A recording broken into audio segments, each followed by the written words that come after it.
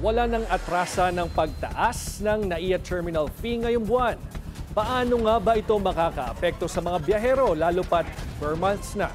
Alamin sa agenda report ng ating mobility correspondent, G. Baroga.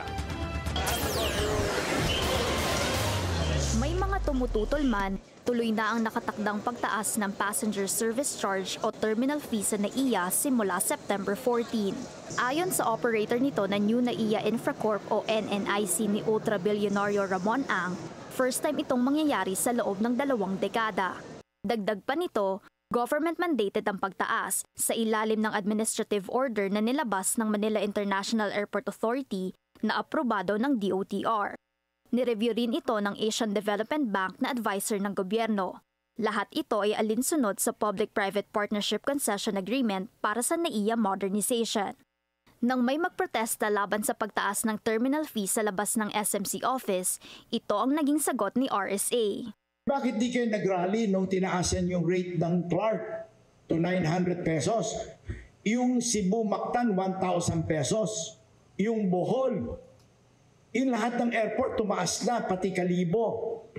Bakit ito hindi pa tumataas, nagra-rally na kayo? O ano ibig sabihin nun? Di ba, meron nag-convince sa kanilang magsalita ng ganon. Sa ngayon, nananatiling pinakamababa ang terminal fee ng NAIA kumpara sa iba pang mga airport sa bansa. Sa magiging pagtaas, magmamatch lang daw ito sa iba at nananatiling isa sa pinaka-affordable sa Asia.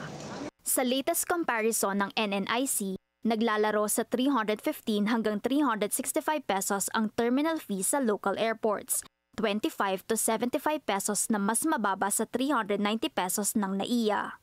Sa international travel naman, Cebu ang may pinakamataas na terminal fee sa Philippine airports na higit 1,000.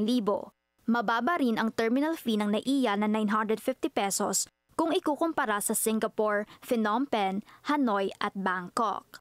Pero ano nga ba ang magiging epekto nito para sa travel sector?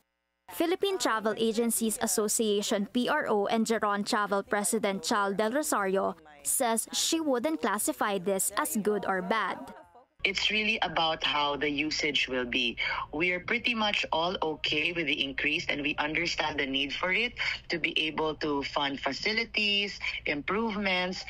But of course, at the end of the day, people just want to see it applied and really used well.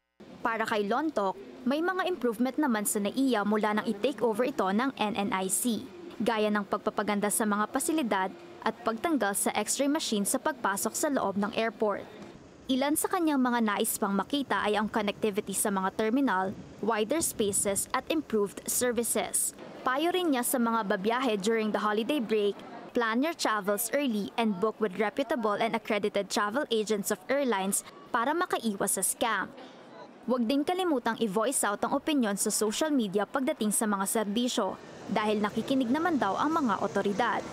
Para sa Agenda, G. Baroga, Billionaire News Channel.